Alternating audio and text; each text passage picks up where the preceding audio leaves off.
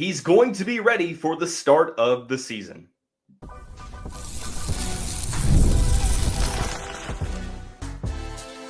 You are Locked On Louisville, your daily podcast on the Louisville Cardinals. Part of the Locked On Podcast Network, your team every day. Card Nation, what's going on, everyone? Welcome in to this Tuesday edition of the Locked On Louisville podcast. I'm your host, Dalton Pence. This is my 6th year covering U of L, 4th year hosting this show, and I want to take the time to thank you all for making us your first listen of the day. Just a reminder, Locked On Louisville, free and available on all streaming services, including YouTube 5 days a week. Your team every day. Thank you all for being an everydayer. Recent media availability for the players turned into Kasean Pryor confirming that he will be ready for the start of the men's basketball season in November. We'll discuss what all he said coming up here shortly. The preseason AP Top 25 college football rankings are out, and the Louisville Cardinals are outside the rankings looking in. We'll discuss why I'm okay with this. There's an aspect of this program that I think this plays well into. And then to conclude the show, we'll talk about a new men's basketball official visit being announced for a player that the Cardinals have been prioritizing. We'll tell you who that is at the conclusion of the show. But today's episode of the show is brought to you by Gametime. Download the Gametime app, create an account, and use the code LOCKEDONCollege for $20 off your first purchase. Terms apply. So we're going to flip-flop back and forth today. We start with men's basketball. We'll then go to football, and then we'll go back to men's basketball, but recruiting at the very end. Hasn't really been much news over the past month or so for the men's basketball program. That's probably a good thing, because if news is coming, it might be regarding the eligibility or injuries, and quiet is honestly good this time of year. But we did get some good news recently. Media availability for the players over the past couple of days at the Cuber Center, the practice center for the Louisville men's basketball team. And in a video from WDRB's Haley Shongart, Kasean Pryor is talking about the past couple of months since his operation. He's talking about the journey to getting healthy, and he confirms that he will be ready for the beginning of the season and that first game. And more importantly, he says, of course, paraphrasing here, he says that everyone's been asking, I will be ready for the game against Kentucky. So a huge sigh of relief. Great news if you're a Louisville fan, hearing that one of your leaders on and off the court is going to be ready for the start of the season. He does kind of shed a little bit of light in terms of the timeline.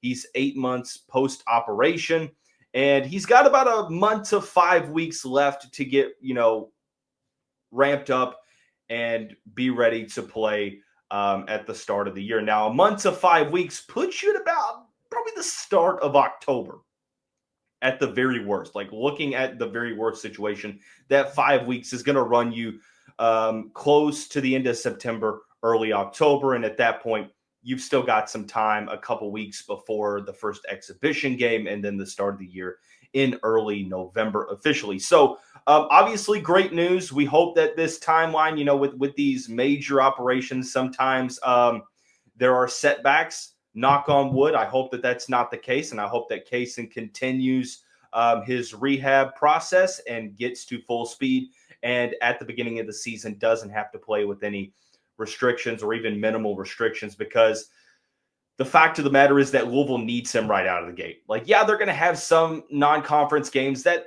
they're likely going to win in blowout fashion, but it's a tough non-conference slate once again. After all, the first big non-conference game is that Louisville-Kentucky rivalry matchup, the earliest that this game has ever been played. So, of course, it's not just a regular tough non-conference game, but there are bragging rights, huge program momentum on the line. So having, all hands on deck if you are the Louisville Cardinals, that's huge, because Kentucky is a good team and you're going to need all your guys. So the hope is that KP, let's just call him Kasean Pryor. I don't like using initials for KP. Let's hope that Kasean Pryor is fully ready to go and not having any restrictions either.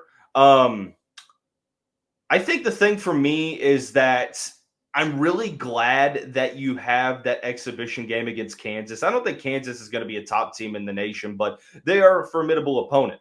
And you have an exhibition game against them before the season starts, so you can kind of gauge where Kasean Pryor is in that return, right? And maybe this is my bad, but I guess I always assumed, and I'm not the only one who did this, but I feel like I guess I always assumed that Pryor was going to be ready regardless because the injury happened early last year.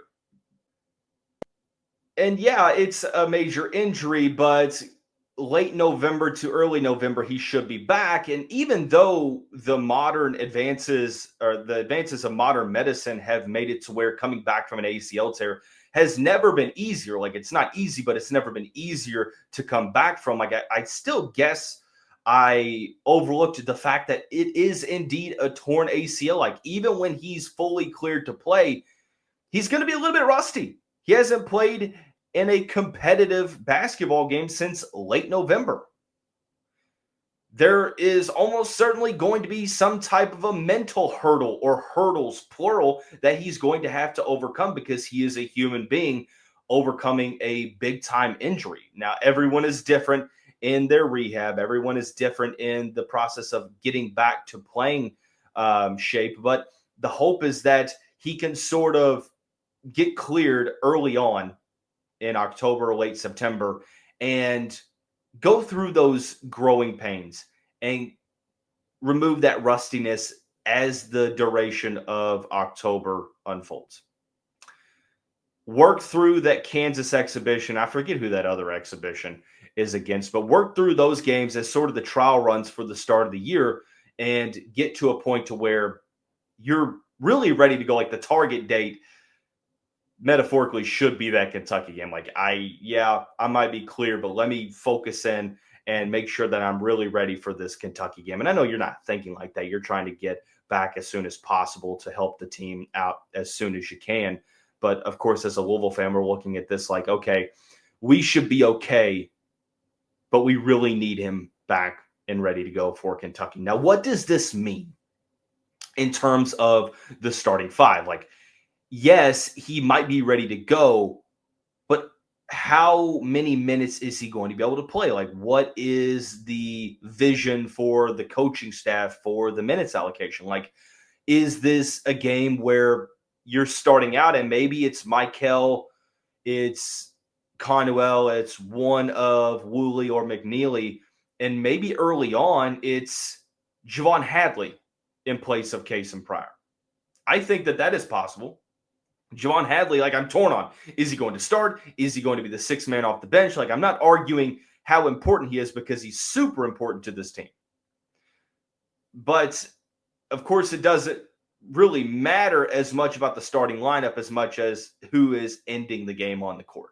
Is Kasean Pryor one of those five players? Like, I like to believe that he is going to be as soon as he can be. Like, I think that he may not start early on. I think I've sort of pivoted a bit in my approach, maybe because of that injury. He might not start early on, but I really believe that he's going to be one of the final five guys on the court in crunch time. Like, I think your crunch time lineup, like your starting lineup could look like Michael, Conwell, one of Woolley or McNeely, and then Hadley and Frew, or Hadley and Khalifa. But your final five, in my opinion, would be Michael, Conwell, one of those two guards that I mentioned. Outside chance looking in, maybe Kobe Rogers, depending on the matchup and depending on the situational context of the game. But then I think Javon Hadley and Kasean Pryor are likely the other two that conclude the five at the end of the game. Now, of course, it's all opponent specific, but especially early on, even if he doesn't start, I think Kasean Pryor is going to be a guy that is on the court in crunch time. But regardless, maybe we expected it. Should we have? I don't know. But we got the confirmation from the man himself. It's not a source, #trust me bro type situation. It is a let's get it right from the source of who it directly impacts. Kasean Pryor confirming that he will be ready for the start of the men's basketball season. Speaking of the start of the season, college football is happening this month. It's back. The AP preseason top 25 is out. Louisville is on the outside. Gosh, that's so lame, the way I said that. Forgive me. Louisville's on the outside looking in. It sucks. Still, I'm okay with it for one reason. Well, actually, two reasons. We'll tell you what those two reasons are when we come back on this Tuesday edition of the Locked On Louisville podcast. Card Nation, today's episode of the show is brought to you by Gametime. Look, we've all been there, logging on early and waiting forever for concert tickets to go on sale, only to lose your spot for a show that you've been just dying to see. Live music should be about making memories, not dealing with the stress of ticket shopping. And that's where Gametime comes into play, because you can save up to 60% off with their last-minute deals. And that's exactly what I did when I decided to go see Creed in the middle of July in Lexington. I decided the day of, I'm like, you know what, I'm going to go see Creed in Daughtry Live. Got the best deal of any service out there. Got to see the view of my seat in a panoramic view, so there were no surprises heading into checkout. And the Gametime guarantee has my back with cancellation protection and much more. Join me in taking the guesswork out of buying concert and show tickets with Gametime. Download the Gametime app, create an account, and use the code LOCKEDONCollege for $20 off your first purchase. Terms apply. Again, create an account and redeem the code LOCKEDONCOLLEGE for $20 off. Download the Gametime app today. Last minute tickets, lowest price guaranteed.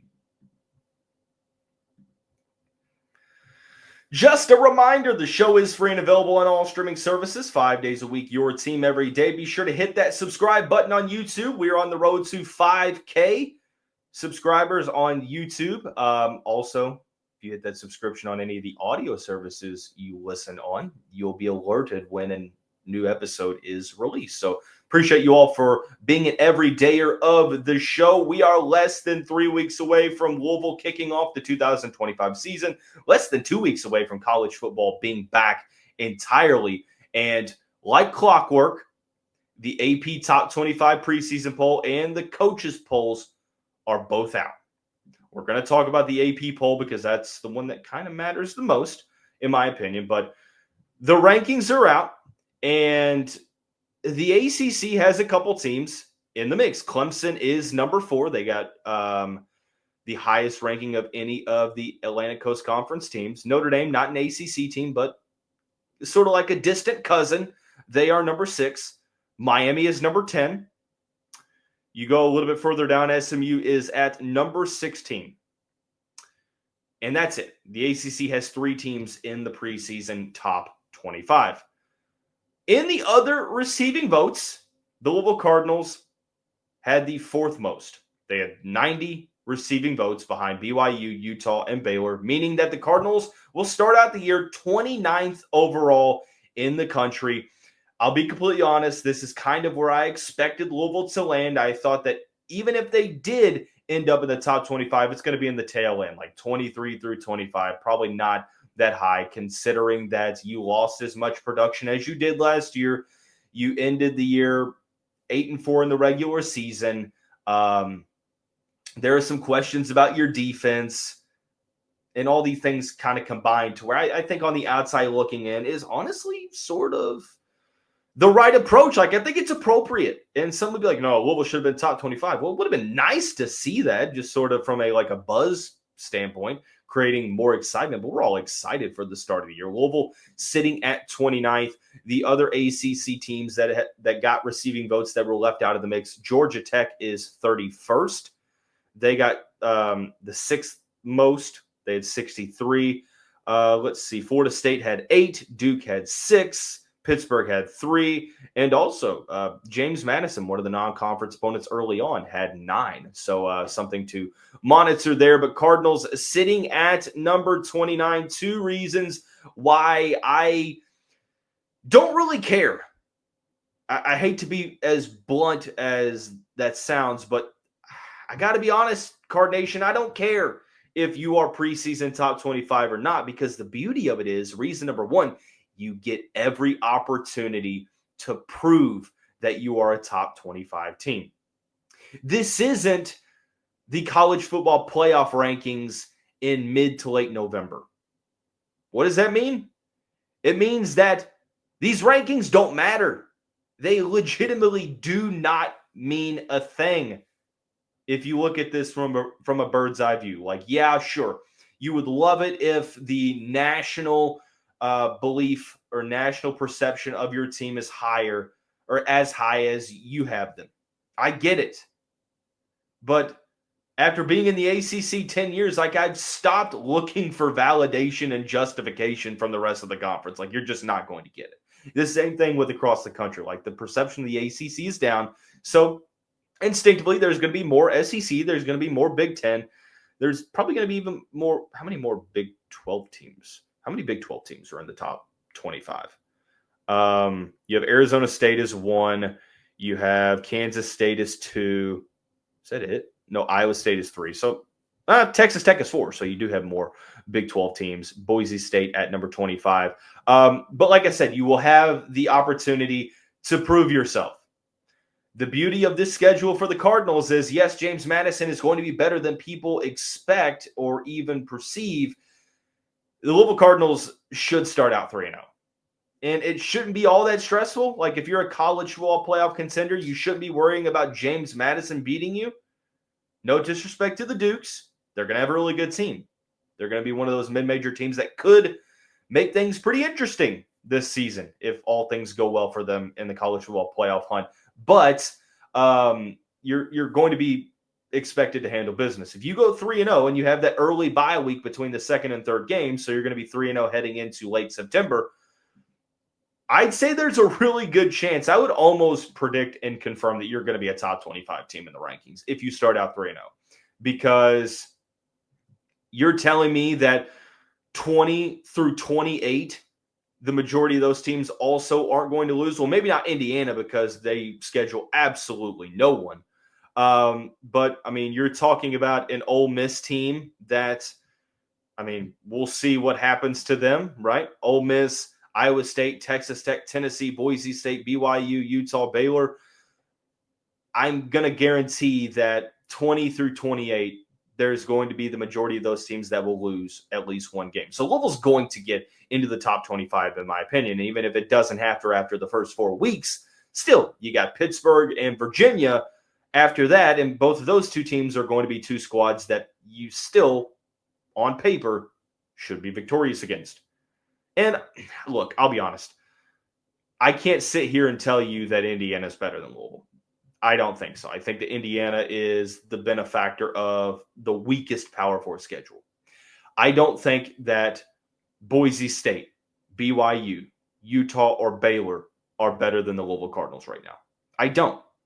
Am I a homer? Sure. Do I have red tinted glasses? You bet. Don't think that they are better or any of those teams are better than Louisville. Regardless, it doesn't matter.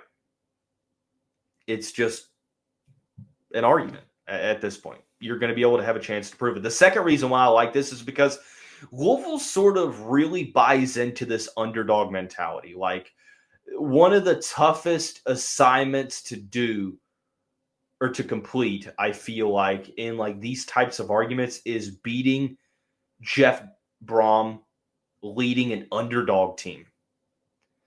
And I think that that's going to bode well. Like, Jeff Brohm is the architect of many upsets over the past decade. And when his teams get overlooked, it just feels like that's when they're the most dangerous. So I'm okay with Louisville riding and flying under the radar for the moment. Like, you still want the perception to be that Louisville is a good team, and it's going to help with, style points and college football playoff aspirations. But for the first couple of weeks until you get to ACC play, guys, I'm okay with being unranked and overlooked because there's nothing you can do about it. Control what you can control. If you handle business and win the games in front of you, you're going to get that recognition.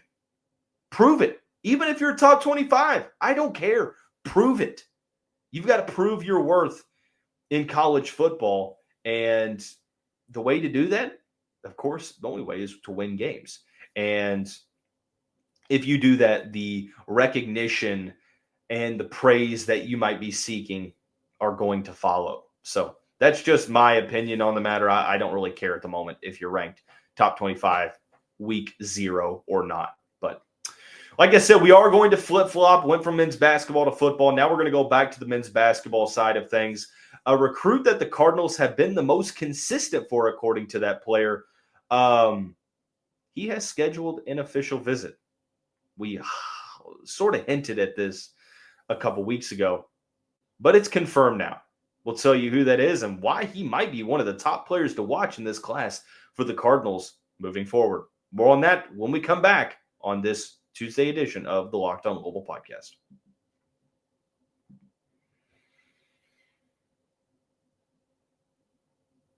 It is that time of the year, Card Nation. Tomorrow, when we come back, we are going to highlight, identify, and rank the top 3 proverbial trap games for the Louisville football team this season. Unfortunately, the team has lost 2 trap games in back-to-back seasons, and you're looking to avoid that heading into the 3rd year. But we are going to talk about the trap game candidates on tomorrow's show. So drop a comment in the YouTube section below. Let me know who you think those trap games are going to be. But to conclude the show, we're going to talk about a newly scheduled men's basketball official visit. That is 4-star wing Anthony Felesi. Remember him? Remember us talking about him? If you're an everydayer, you probably do. If you don't listen every day, hey, that's okay. We just appreciate you being here. Felesi is ranked as the top 50 prospect, 47th in the country, according to 24/7 Sports Composite. He is a spot higher in the traditional 24/7 rankings, 20th best small forward and 2nd best player in the state of Utah. If you remember, recently we talked about Felesi admitting that Louisville was the most consistent school in his recruitment. Now, at that time, no official visits had been set, but he said he was going to visit Louisville. Well, he stayed true to his word, at least in principle right now in terms of getting scheduled. Felesi has scheduled 5 official visits. Louisville Cardinals are amongst that group. Now, I'll be completely honest with you. This article is from Joe Tipton of On3 Sports. It's behind a paywall, so I don't know the exact week or weekend in which he's going to be visiting. But if you go back to what he said about a month ago from Jody Demling, it looks like it's going to be late August, early September if he follows that timeline. Now, the other schools that were in the mix were also sort of highlighted, but San Diego State, USC, UCLA, Pittsburgh, and Louisville, those are the 5 teams in the mix. I'll be honest, usually I get a little nervous when a West Coast player puts Louisville in a list with other West Coast teams because players from the West Coast usually tend to stay on the West Coast for the most part. Not always, but for the most part. But this could be one that doesn't really follow the status quo. 6'5", 180 pounds, plays at Utah Prep in Hurricane, Utah. Of course, number 2 player in that state. Former teammates with J.J. Mandequit, a highly ranked point guard that the Louisville Cardinals recruited pretty heavily last cycle. He ended up going to Washington. Also has history playing with A.J. Devanza, the number 1 recruit in the 2025 class and a potential number 1 draft pick this upcoming, well, actually next April. We're kind of far away from April at the moment. But this is 1,000% a recruitment to watch because it's one of those, like, don't follow what I say, but what I do. Like, you follow the actions, of course. And you see who Louisville is starting to prioritize. Like, at the moment, you would say that Tyron Stokes and Talon Kenny are probably like prospects 1A, 1B on the priority list. But with Louisville staying consistent for Felesi, the official visit being scheduled, like anytime an official visit happens, it's key. But especially for a player that Louisville is recruiting very heavily, and Felesi, of course, is in that camp. Something that Felesi mentioned about in that interview a month ago is he loves Pat Kelsey's energy. He texts Ronnie Hamilton every day. So, I mean, it seems like the interest is, of course, reciprocal.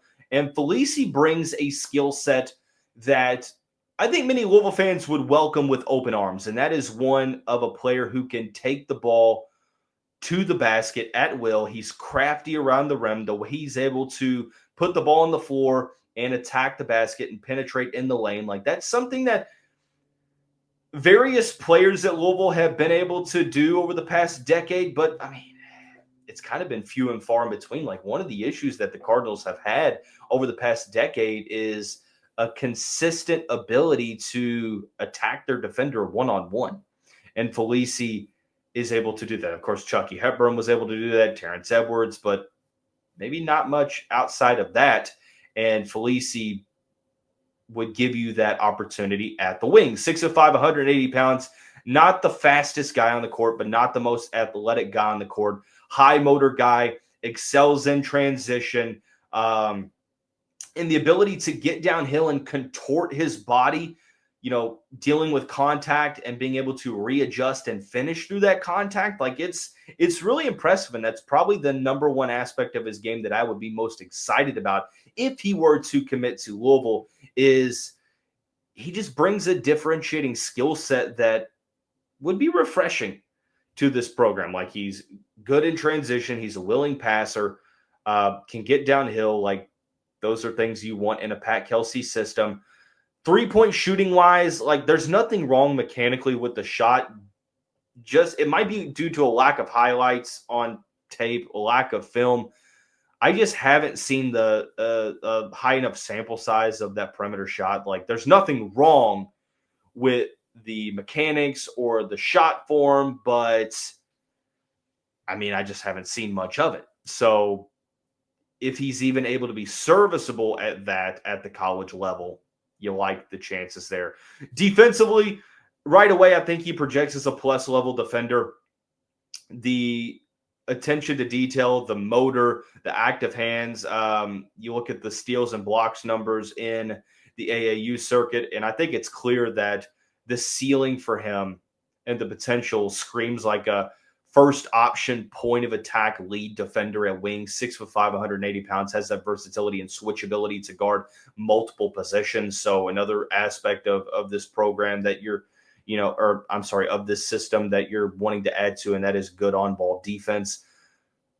I don't know that he's a one and done. I think that he's a guy that is probably a 2-year guy at the least, and that's okay, because in the name of trying to build continuity, that's what you're looking for. Not having to replace 7 to 8, 9, 10, 11 guys every single cycle, but being able to have a sense of continuity with the roster, being able to develop players, and much, much more. So it seems like at the moment, Felesi, outside of Tyron Stokes, and they are two completely different players, two completely different caliber players as well. But I think that Felesi might be your top wing option outside of Tyron Stokes. I think Colvin Landrew is another guy that we'll focus on in the next month or so that could be at the top of that list. But hey, this is one to keep an eye out for as we get into that crucial period that, next couple months where visits are going to happen and they're going to lead to decisions in the late fall, early winter. Definitely watch out for Anthony Felesi. That is going to wrap up this episode of the show. Everyone have a great day. We'll talk about, unfortunately, the proverbial trap games tomorrow when we come back. Go Cards.